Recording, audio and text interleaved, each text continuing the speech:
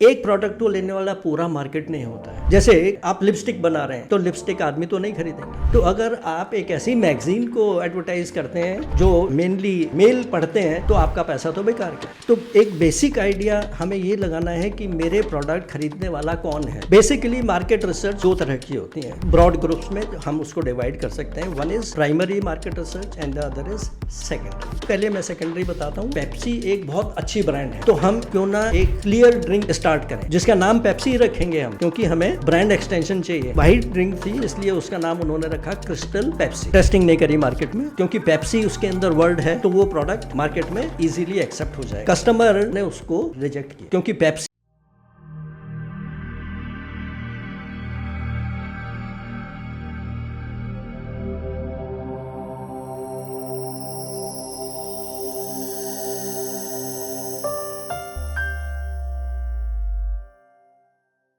Hello, today we are going to spend some time in discussing why market research is important for entrepreneurs. You see, we must understand a basic fundamental in startups and entrepreneurship. Entrepreneurs specialize at creating innovative ideas. उनके पास बड़े अच्छे अच्छे ideas होते हैं नए products के लिए, नई टेक्नोलॉजी के लिए, नई सर्विसेज के लिए।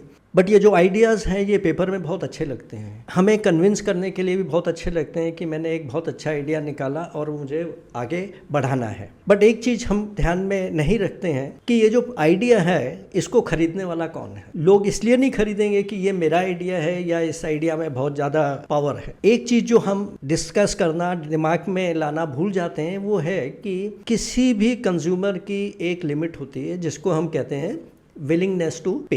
एक बहुत अच्छा प्रोडक्ट अगर मेरे मीन्स से ज़्यादा है तो मैं आज उसको नहीं खरीदूंगा, और अगर मैं आज नहीं खरीदूंगा और उसको मैं पोस्टपोन करता हूं कि मैं 1 महीने बाद या 6 महीने बाद देखूंगा, तो वो प्रोडक्ट ही ख़त्म हो जाएगा, क्योंकि टेक्नोलॉजी चेंज हो जाती है। देखिए, टेक्नोलॉजी एक ऐसी चीज़ है जो हमेशा चेंज होती रहती है। एक लाइफ की फिलॉसफी है कि एक सर्टेनिटी है लाइफ में, और वो है कि life is going to change is eternal. तो हम ये भूल जाते हैं कि मेरा जो आइडिया है, क्या वो लोग आज उसको खरीदेंगे, खरीद सकते हैं, उनको वो अपील कर रहा है या नहीं कर रहा है। कोई भी प्रोडक्ट यूनिवर्सल नहीं होता है। यूनिवर्सल इन का सेंस एक प्रोडक्ट को लेने वाला पूरा मार्केट नहीं होता है। अभी जैसे मारुति कार ले लीजिए, एक ज़माना था जब इंडिया में सिर्फ 2 या 3 मॉडल चलते थे। एक एम्बेसडर कार चलती थी, एक फिएट कार चलती थी और एक स्टैंडर्ड कार चलती थी। आज मैं अगर आपसे पूछूं कि मारुति कितने मॉडल बनाते हैं तो आप नहीं बता पाएंगे, क्योंकि हर एक मॉडल का एक टारगेट ऑडियंस है। और मार्केट रिसर्च का सबसे ज़्यादा एडवांटेज यही है कि मेरे प्रोडक्ट को कौन खरीदेगा। जैसे कोई फेमिनिन प्रोडक्ट है, आप लिपस्टिक बना रहे हैं तो लिपस्टिक आदमी तो नहीं खरीदेंगे। तो अगर आप एक ऐसी मैगजीन को एडवर्टाइज करते हैं कि जो मेनली मेल पढ़ते हैं तो आपका पैसा तो बेकार गया है। तो एक बेसिक आइडिया हमें ये लगाना है कि मेरे प्रोडक्ट खरीदने वाला कौन है, कौन सा एज ग्रुप है, कौन सा जेंडर है, वो कहाँ रहता है, कहाँ शॉपिंग करता है। अभी जैसे फॉर एग्जाम्पल देखिए, एक स्टैंड अलोन थिएटर है आपके शहर में, एक PVR भी है। आप एक फिल्म जो दोनों थिएटर में लगी है, आप कहाँ देखना पसंद करेंगे, डिपेंड करता है कि कस्टमर कहाँ देखना चाहता है। एक यूनिवर्सल इसका फॉर्मूला नहीं है कि आपने एक प्रोडक्ट बना दिया तो वो सब लोग खरीद लेंगे। तो मार्केट रिसर्च होती क्या है? ये मार्केट से इंफॉर्मेशन निकालनी, आपके कस्टमर के बारे में, उस कस्टमर की कैरेक्टरिस्टिक्स के बारे में, उस प्रोडक्ट की अवेलेबिलिटी और एक्सेप्टेंस के बारे में। फिर एक दूसरा चीज़ है कि आप ये भी मालूम करना चाहेंगे कि मैंने फैक्ट्री में प्रोडक्ट बना दिया, अब वो कस्टमर को कहाँ मिलेगा, उसका डिस्ट्रीब्यूशन कैसा होगा, मेरे जो कॉम्पिटिटिव प्रोडक्ट्स हैं वो कॉम्पिटिटर्स कैसे मार्केट करते हैं, कौन से चैनल्स हैं जिनको लेके वो लोग मार्केटिंग करते हैं। तो मार्केटिंग रिसर्च का जो बेसिक अंडरस्टैंडिंग है वो है कि मेरे पोटेंशियल कस्टमर्स कैसे हैं, कहाँ हैं, और उनको मैं कैसे पकड़ सकता हूँ।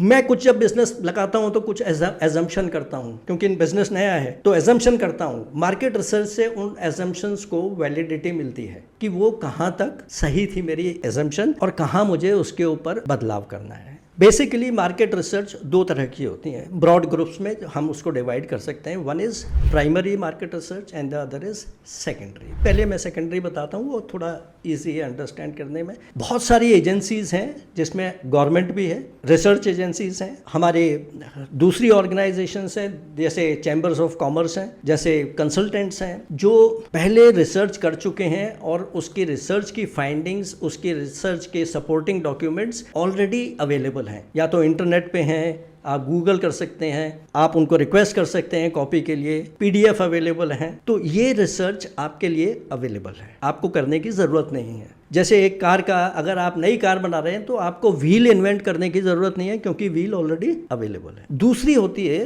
Primary research. ना, ये प्राइमरी रिसर्च सेकेंडरी से इसलिए डिफरेंट होती है कि ये मेरे प्रोडक्ट, स्पेसिफिकली मेरे प्रोडक्ट को लेके करी जाती है। जो सेकेंडरी है वो एक जनरल रिसर्च है। जैसे गवर्नमेंट ने एक रिसर्च करी पॉपुलेशन के बारे में, अब वो पॉपुलेशन की रिसर्च मेरे लिए वैलिड है कि नहीं है वो मुझे सोचना पड़ेगा। बट जब मैं प्राइमरी रिसर्च करता हूं तो मैं खुद मार्केट में जाता हूं, खुद पोटेंशियल कस्टमर्स को मिलता हूं और उनसे इंफॉर्मेशन निकालने की कोशिश करता हूं, सर्वे करता हूं, क्वेश्चन बनाता हूं, उनके रेस्पॉन्सेस मेरे पास आते हैं, उनको मैं एनालाइज करता हूं, टेक्नोलॉजी यूज करता हूं। तो फंडामेंटली जो प्राइमरी रिसर्च है वो मेरे प्रोडक्ट या मेरे सर्विस को लेकर है, और सेकेंडरी जो है वो एक जनरल रिसर्च है जो अवेलेबल है ना। क्योंकि एक स्पेसिफिक रिसर्च है इसलिए उसमें टाइम भी लगता है और उसमें पैसा भी लगता है। दो चीज हमें हमेशा ख्याल रखनी है कि हमें सेकेंडरी रिसर्च से काम चलेगा या हमें प्राइमरी रिसर्च करनी पड़ेगी। आज हम शॉर्ट में इन 5 प्रोडक्ट्स के बारे में क्यों डिस्कस कर रहे हैं और इससे हमें क्या लेसन मिलेंगे वो हम समझने की कोशिश करते हैं। सबसे पहले हम एक प्रोडक्ट लेते हैं, कोलगेट। आपके मन में क्या विचार आता है कि कोलगेट किस प्रोडक्ट के लिए जानी जाती है? Overwhelmingly your answer will be dental care, toothpaste. पर क्योंकि उनका टूथपेस्ट घर घर का एक नाम, ब्रांड नाम है, तो उन्होंने सोचा क्यों ना हम इस ब्रांड पावर का फायदा उठाएं, और उन्होंने फूड प्रोडक्ट्स में जाने की कोशिश करी। अब लोगों के दिमाग में अभी भी वही था कि कोलगेट तो एक डेंटल कंपनी है, दांतों की केयर के लिए है, इसका फूड से क्या लेना देना है। पर उन्होंने उसकी अच्छी तरह से रिसर्च नहीं करी थी, क्योंकि उनको ये ऐसा at the back of their mind they thought that Colgate is a powerful brand, तो हम जो भी इंट्रोड्यूस करेंगे वो सक्सेसफुल होने वाला है। कुछ दिनों के बाद उनको समझ में आया कि भाई ये कस्टमर्स इसको एक्सेप्ट नहीं कर रहे हैं कि एक पेस्ट बनाने वाली कंपनी, एक डेंटल हाइजीन वाली कंपनी फूड प्रोडक्ट्स बना सकती है। क्योंकि पहले क्या था, आप खाना खाने के बाद पेस्ट करिए, तो दो तरह की ओपिनियंस आई। एक कि पहले हमको खाना खिलाता है फिर हमारा पेस्ट करता है, तो शायद कंपनी का इसके अंदर कुछ एडवांटेज उनको लेने की जरूरत है मार्केट से। तो ये एक एग्जांपल हुआ। दूसरा प्रोडक्ट एप्पल न्यूटन। एप्पल का नाम सबको पता है, घर घर में टेक्नोलॉजी, लैपटॉप्स, आईफोन्स। इन्होंने एक पीडीए निकाला था, पर्सनल डिवाइस, जिसकी क्वालिटीज, कैरेक्टरिस्टिक्स में आप अपनी टू डू लिस्ट मैनेज कर सकते थे, कैलेंडर बना सकते थे, फैक्स भेज सकते थे, और इवन आप हैंडराइटिंग को टेक्स्ट में कन्वर्ट कर सकते थे। टेक्निकली उनको ऐसा लगा कि मेरे पास सब कुछ टेक्नोलॉजी है और मैं इस प्रोडक्ट को उतार सकता हूं मार्केट के अंदर। बट एक बड़ी छोटी सी चीज देखिए, हर एक आदमी की हैंड राइटिंग अलग होती है, हर कंट्रीज में राइटिंग अलग अलग होती है, एक घर में 4 बच्चों की राइटिंग अलग होती है, और ये लास्ट पॉइंट की वजह से ही लोगों ने ज़्यादा उसको पैट्रोनाइज करना शुरू किया। बट उसी पॉइंट के ऊपर वो अटक, क्योंकि ये जो लास्ट पॉइंट था, hand writing conversion into text, उसमें उनको इतनी दिक्कत आई कि वो उसको सपोर्ट कर नहीं पाए, और उसकी वजह से वो प्रोडक्ट उनको वापस लेना पड़ा। तीसरा एग्जाम्पल नेटफ्लिक्स और क्विकस्टर। एक ऐसा समय आया जब इंटरनेट डेवलप हुआ, यूट्यूब आया, ओटीटी प्लेटफॉर्म्स आने शुरू हो गए, और उसके पहले हम लोग अगर कोई फिल्म देखनी होती थी तो मार्केट में जाते थे, डीवीडी खरीदते थे, पैसा देते थे और उसको देखने के बाद वापस कर देते, और वो डीवीडी हमको घंटे के हिसाब से रेंट देना पड़ता था। नेटफ्लिक्स ने क्या किया, उन्होंने 2 प्रोडक्ट एक साथ उतार दिए, एक ओटीटी जो डायरेक्ट नेटफ्लिक्स, और एक दूसरा क्विकस्टर। क्विकस्टर वो डीवीडी का एक्सटेंशन था। उनको ऐसा लगा कि दोनों चलेंगे, और उन्होंने दोनों मार्केट में उतार दिए। कॉम्प्लिकेशन क्या था उसमें कि ओटीटी का भी पैसा देना पड़ता था और क्विकस्टर को भी आपको रेंट देना पड़ता था। जैसे अभी हम महीने में नेटफ्लिक्स अगर आप लेते हैं, अनलेस आपके पास फ्री है, आपको हर महीने रेंटल देना पड़ता है। उन्होंने इस प्रोडक्ट को उतारने से पहले टेस्टिंग नहीं करी, क्योंकि उनको ऐसा लगा कि नेटफ्लिक्स तो बहुत इजीली एक्सेप्ट हो गया मार्केट के अंदर, क्विकस्टर भी चलेगा, और कुछ दिन के बाद में उनको ये प्रोडक्ट वापस लेना पड़ा। क्योंकि उन्होंने एक चीज वो भूल गए कि कस्टमर 2 जगह पैसा देने के लिए तैयार नहीं है। अगर वो नेटफ्लिक्स ले लाए तो नेटफ्लिक्स ही लेगा, क्योंकि नेटफ्लिक्स में ऑटोमेटिकली कंटेंट रिवाइज होता रहता है। और दूसरी बात यह है कि आजकल के जो जनरेशन है वो पुरानी फिल्मों में और पुरानी डॉक्यूमेंट्रीज में इंटरेस्टेड नहीं है। उनको चाहिए पुष्पा 2, उनको चाहिए स्त्री 2। तो ये सारी चीजें नेटफ्लिक्स में कुछ डिले होता है, टाइम लैग होता है, पर वो नेटफ्लिक्स ओटीटी या किसी और प्लेटफॉर्म पे, प्राइम वीडियो में आ जाते हैं, नेटफ्लिक्स में आता है, उसमें जी में आ जाते हैं, कहीं भी आपको देखने के लिए मिल जाती हैं। चौथा एग्जाम्पल है हमारा पेप्सी। देखिए, पेप्सी और कोक की हमेशा से कंपटीशन जबरदस्त रहा है। पेप्सी का मार्केट बिल्कुल अलग है, कोक का मार्केट बिल्कुल अलग है। जिसको पेप्सी अच्छा लगता है वो पेप्सी ही खरीदेगा, आप उसको कोक फ्री देंगे तो भी नहीं खरीदेगा।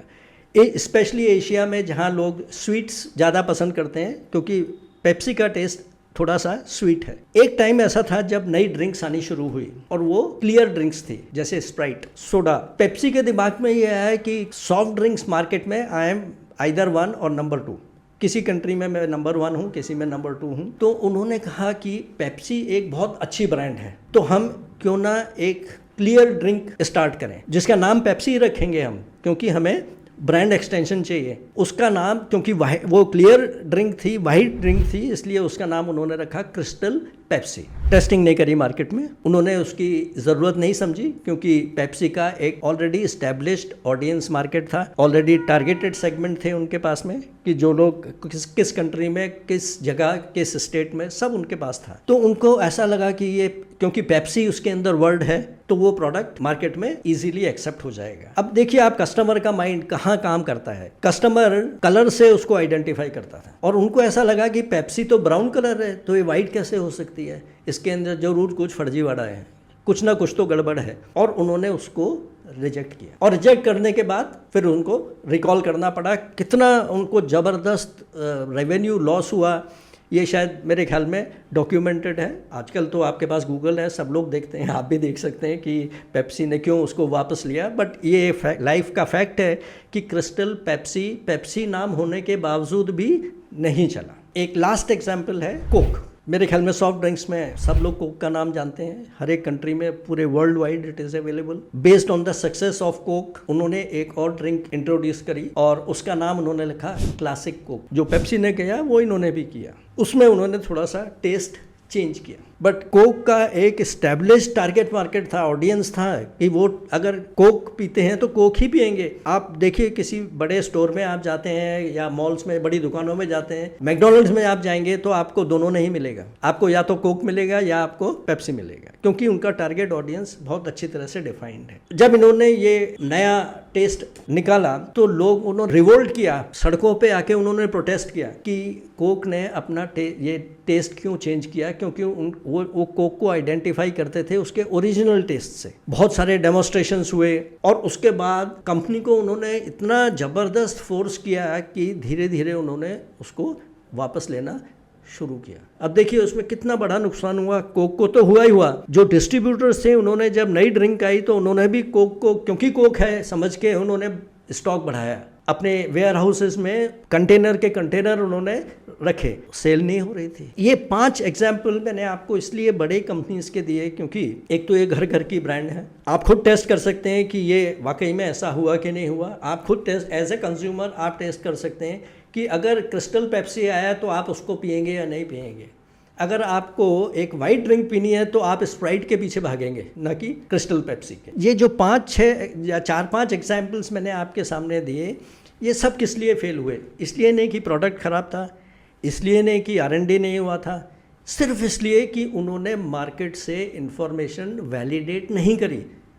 उनके पास जो इन्फॉर्मेशन थी वो उनकी पेरेंट ब्रांड के बारे में थे। जैसे कोक, रेगुलर कोक की उनके पास इन्फॉर्मेशन थी, पेप्सी की इन्फॉर्मेशन थी, नेटफ्लिक्स की थी, पर उन्होंने उस ब्रांड को एक्सप्लॉयट करने की कोशिश करी, और उस कोशिश में वो ये भूल गए कि मैं जो कर रहा हूँ मुझे अच्छा लग रहा है, पर वो कस्टमर का परसेप्शन क्या है उसके बारे में। कस्टमर को एक ब्रांड की आदत है, और वो ब्रांड अगर चेंज होती है, उसकी कैरेक्टरिस्टिक्स, उसकी प्रॉपर्टीज चेंज होती हैं, उसका प्राइस चेंज होता है, तो कहीं ना कहीं कस्टमर उसको रिवोल्ट करता है, इतना इजी एक्सेप्ट नहीं करता है। और इतना इजी एक्सेप्ट के बाद में वो क्या होता है कि कोक से पेप्सी में मूवमेंट होता है और पेप्सी से कोक में मूवमेंट होता है, आपके लॉयल कस्टमर टूट जाते हैं। ये एग्जाम्पल्स ये इंडिकेट करते हैं कि मार्केट रिसर्च हमारे लिए कितनी इंपॉर्टेंट है। I will tell you once again, कितना भी अच्छा प्रोडक्ट आइडिया है, कितनी भी अच्छी सर्विस आइडिया है, उसकी सक्सेस डिपेंड करती है not on the manufacturing, not on the quality, not on the production, but on customer acceptance.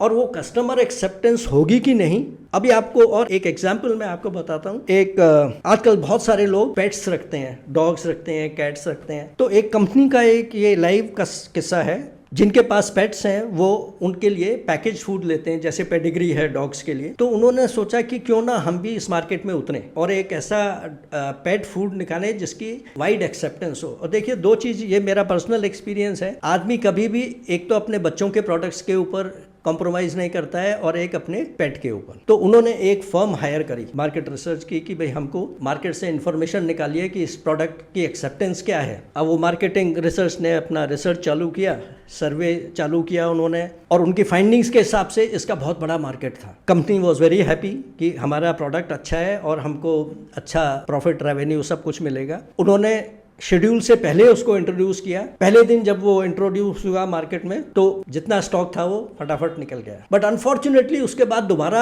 लोग नहीं आए उसको खरीदने के लिए। कंपनी भी परेशान थी और मार्केट रिसर्च वाली एजेंसी भी परेशान थी कि ये क्या हुआ। इन्वेस्टिगेशन किया, आप बिलीव नहीं करेंगे उसके इन्वेस्टिगेशन में क्या निकला कि जो मार्केट सर्वे के लिए उनके आदमी जाते थे वो ऐसे घर में घुसते ही नहीं थे जहाँ एक बोर्ड लगा रहता था, कुत्ते से सावधान, बी वेयर ऑफ डॉग्स। अब वो प्रोडक्ट आदमी नहीं खाने वाला था, वो कौन खाने वाला था? डॉग। तो ये भी इम्पोर्टेंट नहीं है कि आप किसी भी प्रोफेशनल कंपनी को मार्केट रिसर्च का प्रोजेक्ट दे दीजिए, आपको खुद इन्वॉल्व होना चाहिए उसमें, खुद उसके साथ में बैठ के आपको हर एक स्टेप डिसाइड करना है, क्योंकि this is a matter of life and death. अभी उन्होंने ये ना तो मार्केटिंग एजेंसी ने ये एक्सपेक्ट किया था कि जो डेटा कलेक्ट करने मार्केट में जाएंगे वो कुत्तों से डरेंगे और अंदर घुसेंगे नहीं। और देखिए, इंडिया में क्या सब जगह ये है कि अगर आपको कुछ नहीं पता है तो भी आप ये नहीं कहेंगे कि सॉरी यार मेरे पास डॉग नहीं है, मैं कुछ जवाब नहीं दे सकता। मैं जवाब जरूर दूंगा, और उस गलत इन्फॉर्मेशन लेने से उनका पूरा प्रोजेक्ट फेल हो। तो ये कुछ ऐसे एग्जाम्पल्स थे जिसमें मैंने आपको ये कोशिश करी है कि मार्केट रिसर्च क्यों इम्पोर्टेंट है और हमें मार्केट रिसर्च कैसे करनी चाहिए। ऐसा नहीं है कि आपने आउटसोर्स कर दी, उसके बाद आप सोने चले जाइए आराम से और उसकी रिपोर्ट के ऊपर आप अपने डिसीजन बेस करिए। आप खुद देखिए कि आपका जो पर्पस था वो सर्व हुआ कि नहीं। जैसे अगर मैं उस कंपनी में होता, मैं उनको ज़रूर पूछता कि आपने किस ऑडियंस को सर्वे दिया है, उन ऑडियंस के पास कौन सा डॉग था, कौन सी ब्रीड थी। अगर मैं एक्सपेंसिव डॉग फूड बना रहा हूँ तो मैं ये भी एक्सपेक्ट करूँगा कि जिसको वो देंगे वो एक्सपेंसिव ब्रीड होगी। तो ये मुझे ऐसा लगता है कि आपको थोड़ा बहुत कुछ आइडिया लगा होगा कि मार्केट रिसर्च हमारे लिए कितनी इम्पॉर्टेंट है और क्यों इम्पॉर्टेंट है। हमारा सर्वाइवल डिपेंड करता है। ये पहला स्टेप है जो आपको गारंटी देगा। अगर कस्टमर एक्सेप्टेंस है प्रोडक्ट की तो आप ज़रूर नेक्स्ट स्टेप लीजिए, और अगर आपको थोड़ा सा भी डाउट लगता है तो उसको रीइंफोर्स करिए। बहुत सारे मेथड्स हैं जिनके हिसाब से आप मार्केट रिसर्च कर सकते हैं। 4 चीज़ हैं जिसके ऊपर हम अच्छी मार्केट रिसर्च इंपॉर्टेंट है हमारे लिए सक्सेस के लिए। कंपटीशन को related market research, customers related market research, opportunity related market research, and forecast related market research. That is all for today. I hope you have liked this information and you will work further on this content. Thank you so much.